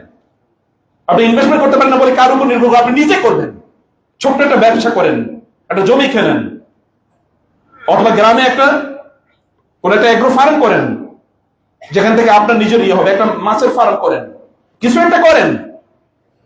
চুপ করে থাকবেন না, বসে থাকবেন না। আইডল ওয়ার্শিপ বহুত লোকের আমাদেরকে বলে, রিটায়ারমেন্টে গেছি, এরপরে টাকা ব্যাংকে রেখেছি, ওখান থেকে আসে আর খায়। এরকম আইডল মানুষকে আল্লাহ পছন্দ করেন, আল্লাহ রাসূল পছন্দ করেন না। এটা মুনাফিকদের আলামত। যে বলেছে না, যারা আইডল থাকে, আইডল মানে কি? আইডিয়াল না, আইডল অলস। এটা মুনাফিক, আলস্য থেকে আল্লাহ রাসূল আল্লাহর কাছে আশ্রয় চেয়েছে। অতএব এটা করার কোনো সুযোগ নাই। প্রিয় ভাইরা, একবার শেষের দিকে যেটা বলি, অতএব পবিত্র যে বাসায় মসজিদ যখন আসবেন, সুন্দর জামা কাপড় পরে আসবেন। সুন্দর জামা কাপড় কেনেন, টি শার্ট পরে মসজিদে আসবেন না, এটা আল্লাহর সাথে বেয়াদবি। খুযু যিনাতাকুম ইনদা কুল্লি মাসজিদ, মসজিদ যখন আসবে সুন্দর জামা কাপড় পরে আসবে, এটা আল্লাহর নির্দেশ। আল্লাহর কাছে আসতেছেন, কি পরে আসতেছেন আল্লাহ দেখেন না? আল্লাহ তখন আপনার রুচির দিকে তাকাবেন না? আল্লাহ তাআলা মানুষকে দেন নানজিলুন নাসা মানাজিলাহুম, এটা রাসূল সাল্লাল্লাহু আলাইহি ওয়াসাল্লাম বলেছেন, বা আলী রাদিয়াল্লাহু বলেছেন, আল্লাহ তাআলা মানুষকে তার অবস্থা অনুসারে দেন। আল্লাহ দেখেন ও ফকিরের মতো থাকতে চায়, ওরা আমি ফকিরই রাখবো। আল্লাহ দেখতে চান ও ভালো থাকতে চায়, আমি ওকে ভালো দেবই, কারণ ওর তো রুচিটা বড়। আল্লাহ অন্তরের দিকে তাকান, অন্তরটাকে রুচিমান করেন, পবিত্র থাকেন, পুত পবিত্র থাকেন, টাইডি, কিপ এভরিথিং টাইডি, সবকিছুকে পরিষ্কার পরিচ্ছন্ন রাখেন। অনেকে এমন টুপি পরে আছে গত 6 বছরের, এই টুপির ধোয়ও না। বা একটা নতুন টুপি কিনলে সমস্যা নাকি? টুপি পরা বাধ্যতামূলক না নামাজের জন্য, কিন্তু একটা নতুন টুপি সমস্যা নাকি? বাজার থেকে একটা ভালো পাঞ্জাবি কিনলে সমস্যা নাকি? রাসূল সাল্লাল্লাহু আলাইহি ওয়াসাল্লাম প্রত্যেক মসজিদে, প্রত্যেক জুমাতে তিনি নতুন জামা পড়েছেন, নতুন মানে আজকে কিনছেন এরকম না, যেটা গতকাল পড়েন নাই, এটা তিনি পড়েছেন। আপনি গতকালের জামা পরে কেমনে মসজিদে আসেন? ফেরেশতারা আপনার সামনেই তো দাঁড়াতে পারবেন, তাতে শয়তান থাকবে। ফেরেশতারা তো কেবলমাত্র সুগন্ধি পছন্দ করে, শয়তান দুর্গন্ধ পছন্দ করে। এখানে দেখেন না শয়তান থাকে টয়লেটে, জিনগুলো টয়লেটে থাকে, ফেরেশতারা কি টয়লেটে থাকে নাকি? না, সেইভাবে আপনাদেরকে তৈরি করতে হবে। প্রিয় ভাইরা, খাবারের ব্যাপারে খুব সাবধান, পেট ভর্তি করে খাবেন না। জান্নাতীদের পেট উঁচু না, জান্নাতের পেট একেবারে চামড়ার সাথে, জাহান্নামীদের পেট উঁচু। এখন এটা তো বললে একদল লোকের বিরুদ্ধে চলে যায় নাকি? আপনাদের মনে পড়ে গেছে কাদের বিরুদ্ধে পড়েছে? না, পেট উঁচু করা যাবে না। তাহলে এক্সারসাইজ করতে হবে, শক্ত করেন এক্সারসাইজ প্রতিদিন, না 10 মিনিট করেন। আমি প্রতিদিন আলহামদুলিল্লাহ আমি প্রতিদিনই করি, কিছু কিছু করি। আমি কম্পিউটারে প্রচুর কাজ করি, গত 24 ঘন্টা কম্পিউটার 18 ঘন্টা কম্পিউটার কাজ করেছি আলহামদুলিল্লাহ। এর মধ্যে ব্যায়াম করেছি কিছুক্ষণ, বেশি শরীর আবার একটু টাইট হয়ে গেছে আল্লাহর রহমতে। আপনি সুস্থ রাখার জন্য তো আপনাকে কিছু কাজে যেতে হবে। রাসূল সাল্লাল্লাহু আলাইহি ওয়াসাল্লাম বলেন নাই তোমরা কি করো, তোমাদের সন্তানদেরকে তোমরা তীর মারা শেখাও, ঘোড়ায় ওঠা শেখাও, সাঁতার দেয়া শেখাও, এবং মহিলাদেরকে বলেছেন না তোমরা কি ওই যে বুনন শেখো, মানে কাপড় বোনা তোমরা শেখো। এগুলো রাসূল সাল্লাল্লাহু আলাইহি ওয়াসাল্লাম বলে গিয়েছেন, এগুলো আমাদের করতে হবে। প্রচুর পরিমাণে খাওয়া এটা শয়তানের কাজ, এবং এটা কাফের মুশরিকদের কাজ, যেটা আপনারা করবেন না একেবারে। প্রিয় ভাই, একজন খাবার দুজনের জন্য যথেষ্ট। তাইলে খাবার একটু কম খান, কম খাওয়ার মধ্যে কোনো সমস্যা নেই, পরিমিত খেতে হবে। কম খাওয়ার মধ্যে কোনো মানুষের কোনো সমস্যা হয় না। অতএব আমাদেরকে এই জায়গাগুলো আমাদেরকে অবশ্যই অবশ্যই জায়গাগুলো আমাদেরকে মাথায় রাখতে হবে। আল্লাহ সুবহানাহু ওয়া তাআলা আমাদেরকে যে জীবন দিয়েছেন এটা আমাদের জন্য কি খুবই গুরুত্বপূর্ণ। দুপুরে একটু কায়রুল হালকা একটু ঘুমাবেন না, এটা ঘুম না একেবারে 3 ঘন্টা ঘুমাইছে। একদল লোক কিছু ঘুমাই গেলে এর খাম্বার মতো ঘুমায়, পাথরের মতো ঘুমায়। আল্লাহ রাসূল বলেছেন মোমেনরা কোনোদিন খাম বা পাথরের মতো ঘুমায় না। মোমেনরা কি তারা সজাগ থাকে, তাদের ঘুম যখন মনে চায় তখন সে জেগে উঠতে পারে, এরকম হ্যাবিট তৈরি করা, এরকম হ্যাবিট তৈরি, সহিহ হাদিসের কথা, এরকম হ্যাবিট তৈরি করা। আপনি দুপুরে আপনি তো কাইরুলা করার কথা, ঘুমাইছে যে ঘুমাইছে এরপরে আর উঠে না। কি রে ভাই, আপনাকে বলছে একটু কাইরুলা করতে, কিলু ফাইন্না শায়তান লা তাকিলু, দুপুরে একটু কি করো, চোখটা বন্ধ করে রাখো। আমি ব্যক্তিগতভাবে এটা পরীক্ষা করে দেখেছি, 5 মিনিট কখনো কখনো আমার সাথে যারা থাকে ওরা জানে, একটু আমার ক্লান্ত হয়েছে আমি 10 মিনিট চোখ বন্ধ করেছি, এরপরে আবার 10 ঘন্টা আল্লাহর রহমতে কোনো টেনশন এনার্জি ফুল এনার্জি চলে আসে। কাইরুলা, কারণ আল্লাহ রাসূলের সুন্নাহ, সুন্নাহই জীবন, সুন্নাহর মধ্যে বরকত, এর বাইরে কোনো বারাকা একেবারেই নাই। অতএব রাতের বেলা ঘুমাবেন, দিনের বেলা কাজ করবেন, সকালবেলা আর্লি ঘুম থেকে উঠবেন, অলসতার আল্লাহর কাছে বেশি বেশি আপনারা দোয়া করবেন, এবং কোনো কাজকে আপনারা ছোট মনে করবেন না, বেশি বেশি হাঁটবেন। রাসূল সাল্লাল্লাহু আলাইহি ওয়াসাল্লাম এমন হাঁটতেন, সাহাবায়ে কেরামরা বলেছে রাসূল হাঁটলে আমরা তার সাথে হেঁটে পারতাম না, মনে হচ্ছে আমরা দৌড়েও তার সাথে আগাইতে পারতাম না, আমরা মনে হতো যেন মোরা একটা মনে পিঁপড়া হাঁটতেছে এরকম একটা টাইপ। রাসূল সাল্লাল্লাহু আলাইহি ওয়াসাল্লাম এমন ভাবে হাঁটতেন মনে হচ্ছে যেন এই সামনের দিকে তিনি পাহাড় থেকে নামছে, হাদিসে এসেছে, কারণ মুনহামিতুন মিনাল জাবাল, যেন তিনি পাহাড় থেকে নামছেন। অন্যরা তার সাথে দৌড়ে তাকে তার পিছনে হাঁটতে হতো। আর এই যে যুবকরা বলেন হাঁটছেন মনে হচ্ছে যেন পিঁপড়া তার পিছন দিয়ে যেতেছে, পিঁপড়া তার আগে, কচ্ছপ তার আগে চলে যেতে পারবে। এরা কোনো মুসলমানের, একজন ইমানদারের অবস্থা এরকম কোনোদিন হতে পারে না। আল্লাহ সুবহানাহু ওয়া তাআলা আমাদেরকে সত্যিকার অর্থে আমাদের যেই জীবন আছে জীবনটাকে যেন আমরা কল্যাণের কাজে ব্যয় করতে পারি। আল্লাহ তাআলা আমাদেরকে সেই তৌফিক দান করুন। আকুলু কওলি হাযা ওয়াস্তাগফিরুল্লাহ লি ওয়া লাকুম ওয়া লিসাইরিল মুসলিমিন ফাস্তাগফিরুহু ইন্নাহু হুয়াল গফুরুর রহিম।